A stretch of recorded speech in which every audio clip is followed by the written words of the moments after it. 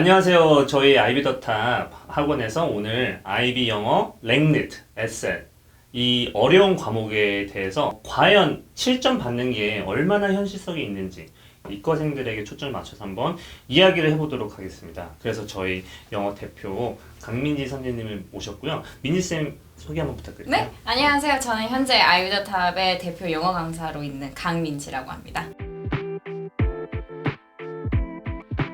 그래서 오늘 저희가 준비한 주제는 어떻게 보면 저희 쌤이 가르치고 계신 학생들에게도 이제 해당이 되고 이제 앞으로 가르칠 학생한테도 해당이 될 텐데 네. 되게 중요한 이제 주제인 것 같아요. 한국인으로서 네, 과연 이제 진짜 영어가 모국어이고 어렸을 때부터 초등학교 1학년 때부터 문학, 비문학을 공부했던 전 세계에 있는 이제 학생들이랑 경쟁을 해서 저희가 7점을 쟁취해야 되는 거잖아요. 그죠. 얼마나 이게 현실성이 있는지에 대해서 한번 얘기를 하는데 네. 뭐 간단하게 먼저 가능성이 있나요? 당연하죠. 가능한가요? 네, 저는 가능성이 있다고 생각합니다. 오케이. 그러면 이제 그 부분 같은 경우는 이제 제가 또 할 얘기겠죠. 왜냐하면 뭐 저희 학생 중에도 그렇고 저도 이제 아이비를 했지 않습니까? 그죠. 저도 어떻게 보면 이과생인데 네. 제가 좋은 점수를 못 받았거든요. 음, 제가 왜 못 받았는지에 대해서도 뭐 지금 당연히 알지만 네, 이제 그런 얘기도 하면서 네, 천천히 어떻게 해야 7점을 받을 수 있고 이렇게 하면 이제 7점을 확실하게 받을 수 있고 아니면 확실하게 7점을 못 받는다. 네, 뭐 이런 얘기를 나눠보도록 할게요. 네. 뭐 그래도 이제 이과생들에 대해서 얘기를 하는데 이과생들도 여러 부류가 있잖아요. 그죠. 이제 네, 제 경험으로는 일단 뭐 선생님들도 이과생이셔서 아시겠지만 네. 정말 극이과가 있어요. 네. 저는 그냥 태어날 때부터 난 이과생으로 태어났다 하는 네. 학생들이 있고 또 반면에 나는 문과, 이과 둘 다 괜찮은 것 같은데 굳이 고르자면 그래도 이과가 조금 더 재밌고 괜찮은 것 같다라고 하는 학생들이 있죠. 그러면 이제 극이과생들은 7점을 받을 수 있다 아니면 중이과, 준이과가 되어야 7점을 받을 수 있다. 사실 그게 그렇게 나뉘어 있진 않아요. 제가 나뉘지 봤을 때는 일단 본인의 실력에 네. 이게 케이스 바이 케이스가 되게 편차가 크기 때문에 뭐 극이과라고 해서 7점은 뭐 불가능해라고 말하는 건 사실 너무 극단적이라고 생각을 하고 네. 뭐 중이과여도 7점이 어려운 학생들도 있고 7점이 쉬운 학생들도 있죠. 아이비 영어 랭리드 에셀 성적이 네. 영어 언어 실력과는 뭐 전혀 상관이 없는 거죠. 사실 전혀 상관이 없다고 하기는 좀 그렇지만 네. 그래도 이게 스피킹 뭐 영어를 난 뭐 단어를 많이 알고 난 네. 영어를 말하는 거 원어민처럼 할 수 있다라고 해서 랭릿에서 7점을 뭐 이걸 약속된 것처럼 받기는 어려워요. 사실 그게 똑같은 게 아니거든요. 사실 네. IB 영어는 에세이를 쓰는 게 많고 그리고 IO라고 해도 분석을 일단 기본적으로 할 줄 알아야 되기 때문에 영어를 무조건 잘한다고 해서 7점이랑 그게 똑같다라고 하는 거는 좀 무리죠. 그러니까 이런 거죠. 그러니까 유학을 되게 늦게 시작했어. 그러니까 예를 들어서 이제 아이비를 저희가 11학년 시작을 하잖아요. 네. 근데 10학년부터 국제학교를 다니기 시작한 거예요. 그 전에는 국제학교를 안 다니고. 네. 그런데도 7점을 받을 수 있다. 네. 라는 거죠. 네, 이게 영어 실력, 뭐 영어를 잘하고 못하고를 떠나서 사실 요령이 있어야 돼요. 제가 생각했을 때는. 그렇죠. 네. 있어야죠. 네. 그래요. 그러면 이제 저희가 이 요령을 학교에서 가르쳐 주는 게 사실 학교의 역할이지만 그죠.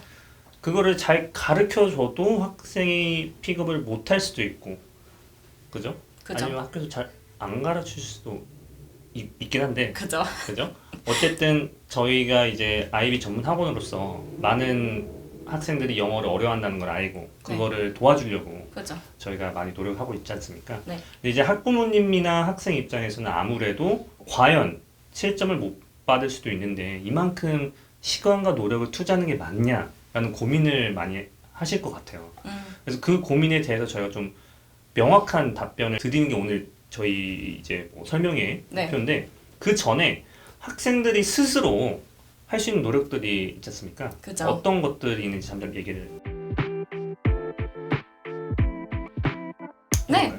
학생들이 스스로 할 수 있는 노력들이 제 크게 봤을 때는 두 가지가 있다고 저는 생각을 해요. 일단 제일 첫 번째는 학교 선생님의 스타일을 파악하는 거. 그래서 이게 정확히 무슨 뜻이냐면 수업 시간 때 학교 선생님이 분명히 강조하는 내용이나 용어나 아니면 뭐 텍스트를 분석할 때 무조건 이거는 찾아야 된다라고 말씀을 하시는 게 분명히 있을 거란 말이에요.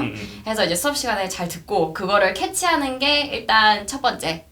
그리고 두 번째는 그거를 내가 다 수업 시간에 잘 듣고 했는데도 점수가 잘 안 나온다. 에세이를 썼는데 5점이 나왔다. 그러면 이제 거기서 포기하는 게 아니라 그걸 이제 들고 가야죠.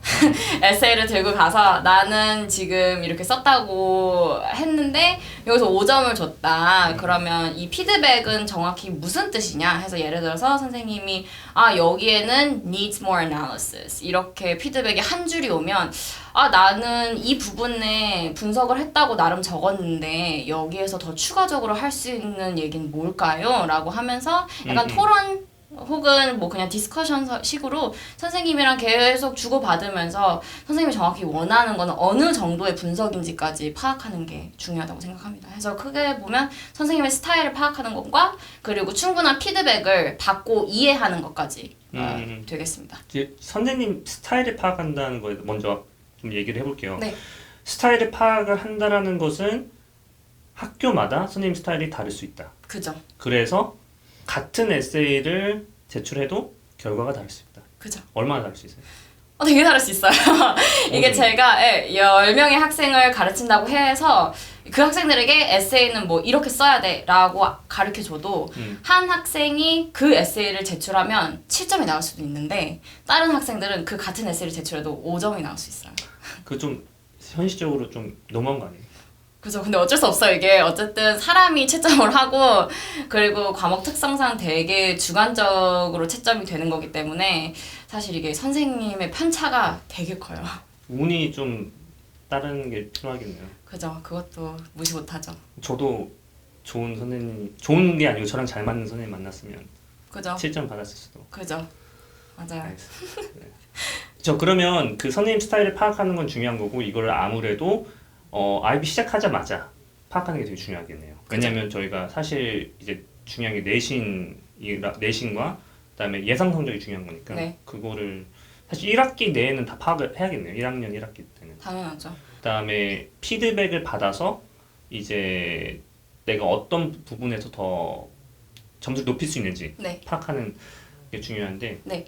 그 부분에 대해서 사실 이 부분은 짚고 넘어가야 할 것 같아요. 네. 그게 뭐냐면 특히 해외에 있는 국제학교일 경우에 해당이 많이 되는 것 같아요. 학생 대비 교사 이 비율이 좀 낮잖아요. 그죠. 그래가지고 물리적으로 시간이 많이 없는 교사 선생님들이 많다고 들었어요. 실질적으로 제가 국제학교 출신 선생님들을 만나서 이야기 나눠보면 정말 많은 피드백을 주고 좋은 얘기를 해주고 싶어도 정말 물리적으로 시간이 없다. 그래서 그런 부분이 많이 좀 아쉽다라는 얘기를 하더라고요. 네. 선생님도 사람인지라 반응이 학생들이 피드백을 달라고 가면 학생들이 좀 머뭇거릴 정도로 좀 고심할 정도로 반응이 냉담할 수도 있다고 들었어요. 맞아요. 이게 제가 가르치는 학생들도 몇 명 그러는데 미리 말씀을 하신대요. 점수 갖고 나한테 오지 말아라. 나는 바쁘다. 그런 거 얘기할 거면 오지 말아라 라고 하는 그러니까 선생님들도 계시고 네네. 사실 그것 때문에 선생님한테 다가가기 되게 꺼려하는 학생들도 되게 많아요. 뭔가 많겠죠. 피드백을 받으려고 하는 행위 자체가 난 따지러 가는 걸로 보일 거야 라고 생각하는 애들이 많기 때문에 많이 두려워하는데 혹은 간접적으로 네. 점수 올려주세요. 그죠. 이렇게 얘기함으로써 나는 했는데 이걸 올려주지 않겠냐 이렇게 얘기하는 거를 되게 무서워하고 하는데 사실 피드백을 받으러 가는 거랑 점수에 대해서 따지러 가는 거랑은 좀 다르죠. 다르죠. 네. 그러면 이제 피드백을 이제 나는 피드백을 받으러 왔다. 점수를 올려달라는 자세가 아니야. 그 자세를 잘 보여주고 네. 타이밍을 잘 맞춰서 그죠. 가면 되겠네요. 뭐 예를 들어서 선생님 혼자 계실 때 점심시간 혹은 수업 시작하기 뭐 10분 전 이럴 때 그죠.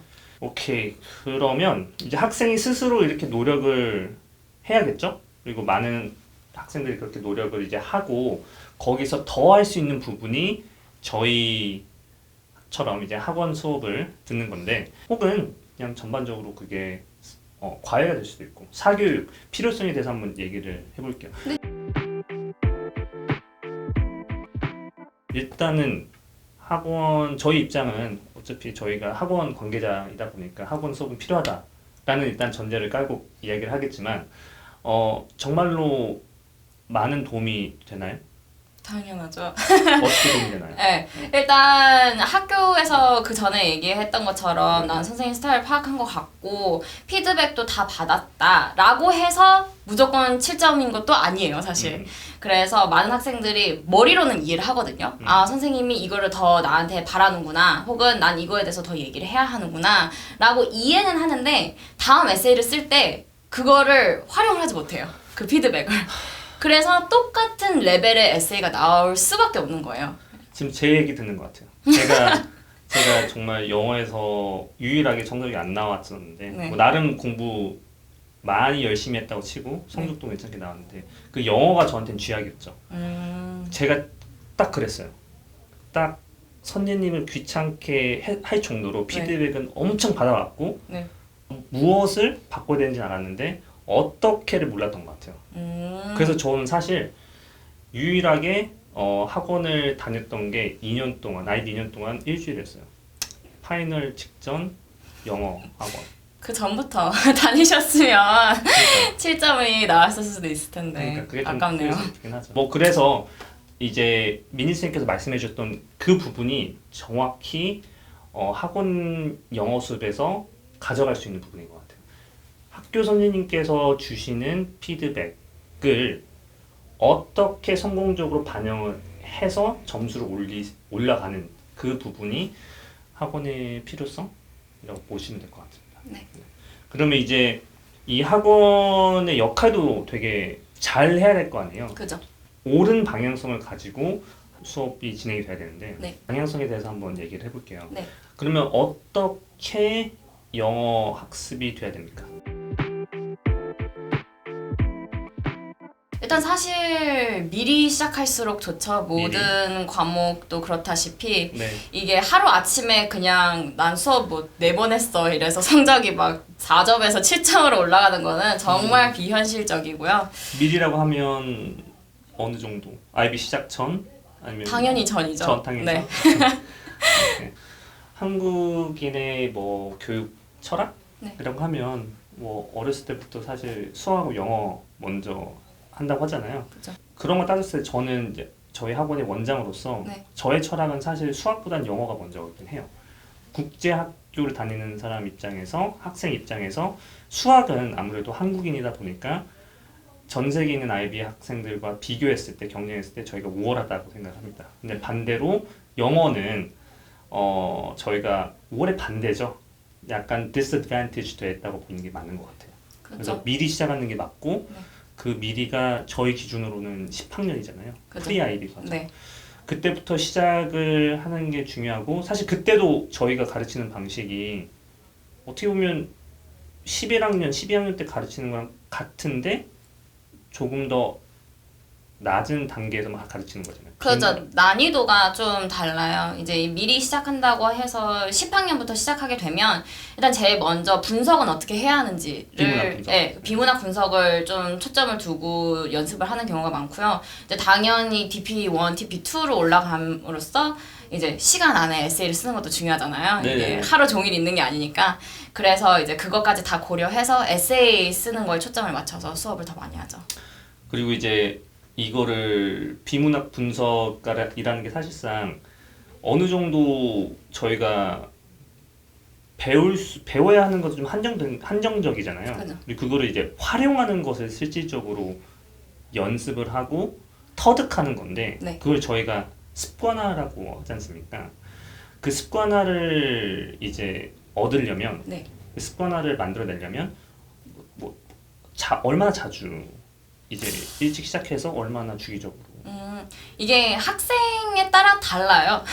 사실 어떤 학생들은 뭐 일주일에 한 번만 해도 충분한 연습이 되는 학생들도 있고 어떤 학생들은 조금 더 자주 해야 하는 경우가 있긴 한데 일단 뭐 롱텀으로 본다면 그래도 일주일에 한 번은 에세이 쓰는 연습을 꾸준히 해야지 이게 성적도 같이 오를 수 있다고 저는 생각을 해요. 오케이. 그래서 일주일에 한 번씩 네. 뭐 프리 아이비 때 하면 프리 아이비 과정부터 한다고 하면 3년? 그죠? 3년? 네. 알겠습니다. 그러면 그 방향성이라고 이제 우리가 정의하는 것은 이제 IB 영어 랭릿 에셀 학습 방향성은 꾸준히 미리 일찍 시작을 하자. 그죠? 꾸준한 학습이 필요하다. 네. 그래도 그죠? 그렇게 뭐 이러한 정보를 모르고 IB를 시작했어요. 그러실 수도 있잖아요. 그죠. 그래가지고 이제 발등에 불이 이제 떨어져서 이제 1학년 1학기 성적을 받고 시작을 한다든지 네. 혹은 1학년은 잘했어요. 근데 2학년 1학기부터 잘 안 나와서 좀 늦게 시작을 한다고 쳐요. 네. 그러면 안 되는 거예요? 벼락치기 개념은 당연히 없는 것 같긴 한데 네. 이런 경우는 어떻게 해요? 일단 단기간에 성적을 올린다는 거는 정말 어려워요. 어려워요? 네, 영어는 특히나 어렵기 때문에 사실 이게 뭐 모든 학생들이 벼락치기를 해서 가능해요라고 저는 거의 말씀을 안 드리고요. 오히려 일단 연습을 그럼 그 대신 더 많이 해야 된다.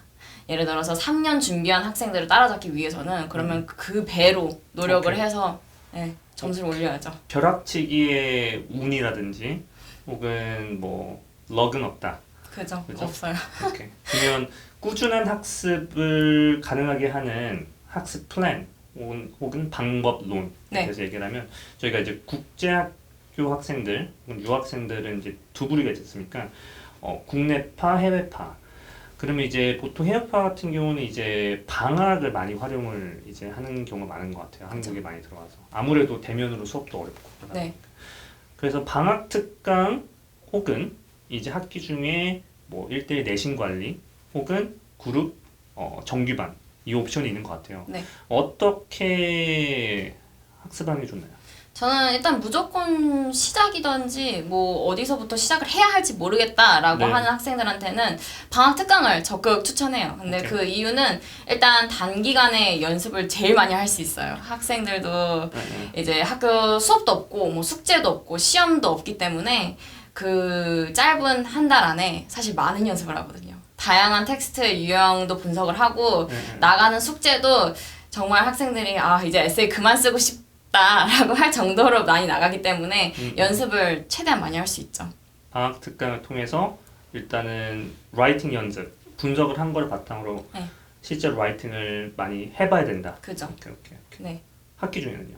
학기 중에는 이제 특강이 끝나고 손을 놓을 수가 없잖아요. 이게 라이팅이라는 거는 계속 앞서 얘기했다시피 연습만이 살 길인데 특강 끝났다고 해서 그냥 나는 그럼 시험 때까지 그냥 손 놓고 있어야겠다라고 하면 그 실력은 그냥 제자리에 멈춰 있어요.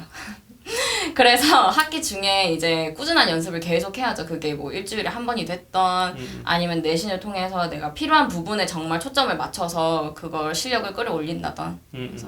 자, 그러면 오늘 저희가 민지쌤과 함께 많은 얘기를 나눴는데 저희가 일단은 궁극적으로 이 설명의 목표인 IB 영어 랭릿 에셀 7점 가능성 현실적으로 가능성이 있는지 없는지에 대한 여부를 이과생에 초점을 맞춰봤어요. 그래서 마지막 엔딩으로 네.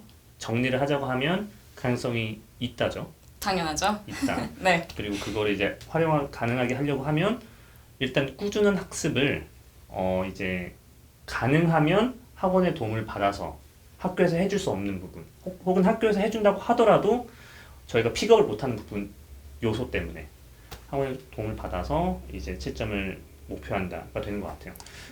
그러면 이제 민지쌤께서는 IB 영어 시험을 앞두고 있는 지금 현 DP2 학생, DP1 학생 그리고 뭐 예비 IB 학생 이제에게 7점을 목표로 이제 응원의 네. 메시지 하나 부탁드립니다. 응원에 앞서서 일단 네 학생들한테 에세이를 이제 연습을 해라라고 맡기면 안 하는 경우가 되게 많잖아요. 아, 네. 네, 한다고는 하는데 이게 실제로 하기가 되게 꺼려져요. 왜냐하면 이걸 채점해주는 사람도 없고 이제 그러네. 정답지가 있는 것도 아니니까. 맞아요, 그래서 맞아요. 이제 얘기했던 연습이 중요한 만큼 이제 저한테 많은 학생들이 와서 많은 피드백을 가져갔으면 좋겠고요. 그리고 오늘 이 영상이 많은 학생들한테 7점을 받을 수 있다라는 용기를 심어주는 영상이 되었으면 좋겠고요. 그리고 격려가 되는 영상이었으면 좋겠습니다. 알겠습니다. 네. 감사합니다. 네.